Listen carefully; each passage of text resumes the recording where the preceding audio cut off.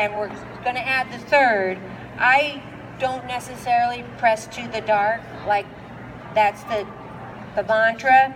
I will usually press towards the piece that doesn't have a seam in it because it lays flatter that way. So for instance, now I'm adding one on this side. I'm going to press this seam up, and I've got this seam over. So, Sort of like common sense. yeah. Why fight them, you know?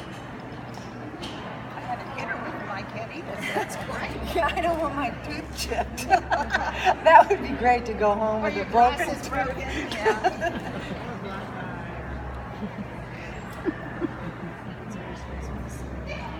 Eat it.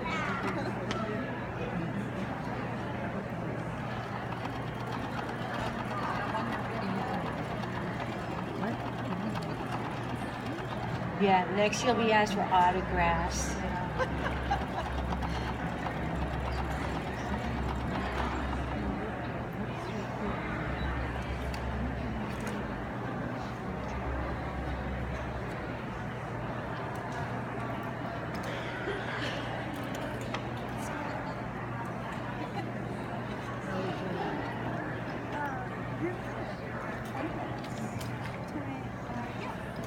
But we need to leave time for the next person to get set up.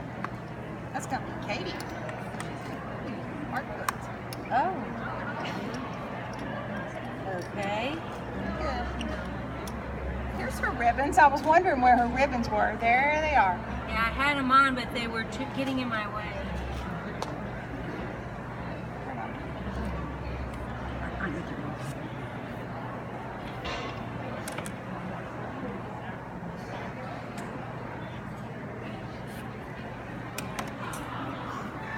So now I'm here, and let's see. Instead of adding just a single piece up here, I'm going to go ahead and add on this group of fabrics that I already sewed together over on this side, just to kind of change things up, you know?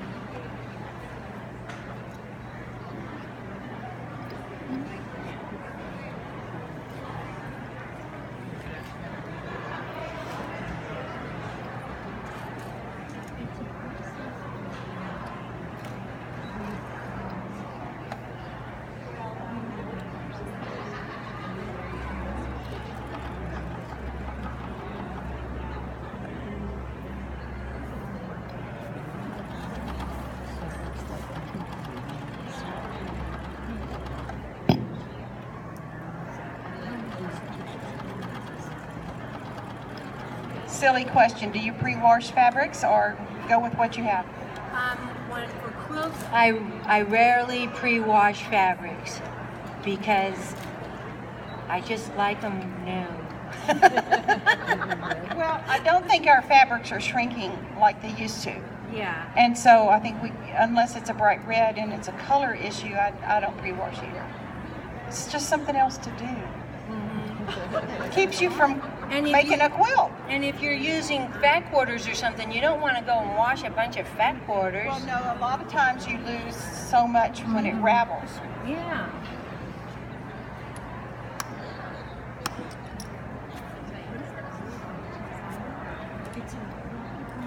I think she's going to get the job since she said this was like a job interview. What do y'all think?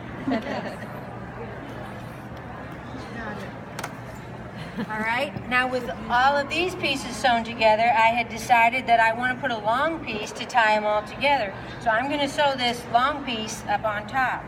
But I want to decide how much of it I want to use. Do I want to use a center where you can't really see the shapes, or do I want to use the bottom part, or just the whole thing? So in this case, I'm going to go ahead and sew the bottom edge down on here, and then I'm going to trim to where I think I like the way the width goes.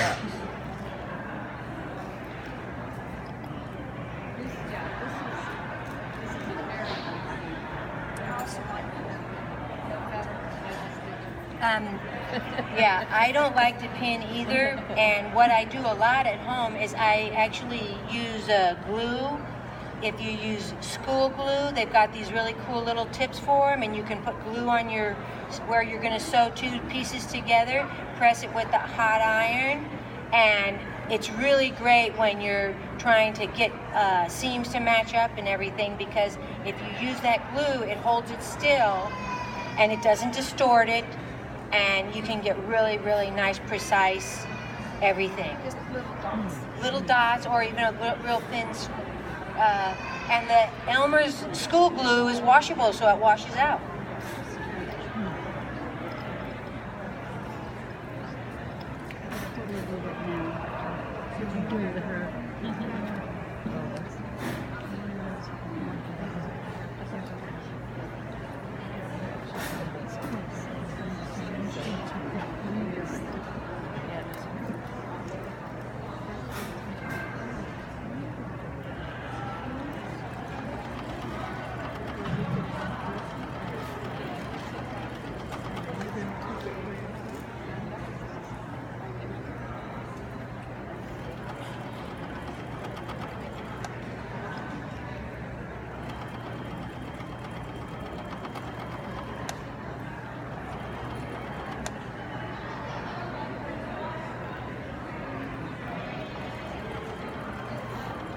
I was telling Dawn I really hate using a sewing machine in front of other people at a demo. It just makes, she's nice and calm. I start all that pouring.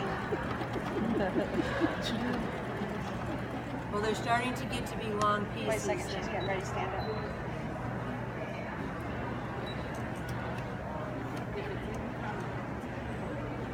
It's really boring to watch really long pieces be sewn together. I have a 7-year-old granddaughter who likes to make string quilts, and that was the first thing I taught her, is go ahead and cut your threads at your work.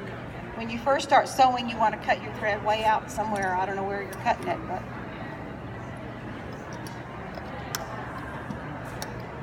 So this one here is growing in size. It's getting close to the size of this one.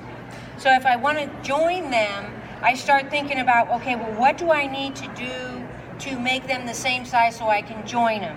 And one thing I might do is cut this one thin and make some short strips and put them vertically all the way across, tying in different pieces of the fabric, you know, bringing some of these over here in, or some of this, or some of this, bringing it in, adding it on top, and then sewing them together.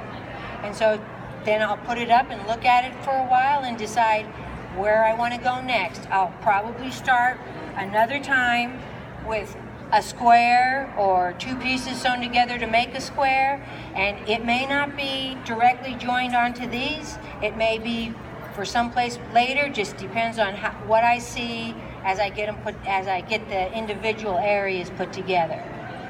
So it's really fun to do. You know, you don't have to have a pattern. You don't have to have a big idea. You don't even have to have all the fabric you're going to include in it. You can just sit down and start sewing things together.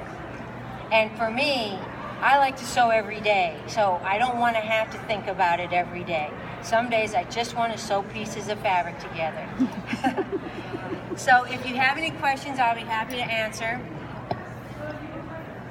I would also like to tell you I brought along some information cards of the Austin Modern Quilt Guild. If you're interested in checking out what we do at the Austin Modern Quilt Guild meetings, you can pick up one of these cards. It's really great to be members in both guilds, because there's so many wonderful programs are put on by both. As a member, you get to go to them. When do you meet? We meet generally the first Thursday of every month, and we meet at the Austin Public Library. Which one is it?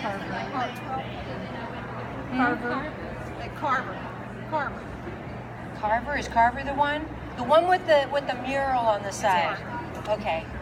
My brain went blank. 6:30, 6 o'clock? It starts at 6 o'clock for meet and greet and 6:30 for the meeting. And all of that information when the meetings are, where they are, and other things are available for on the website. And we also have a Facebook page. You should check out Facebook for both. We all have more on Facebook. Yours is called the Austin Area Facebook page, Austin Area Guild, and ours is Austin Modern Quilt Guild. So thank you for. Any questions? Anybody? Thank you. And I'm Oh, that's right. Don't leave. Don't leave. We have door prizes. Carolyn, why don't you call?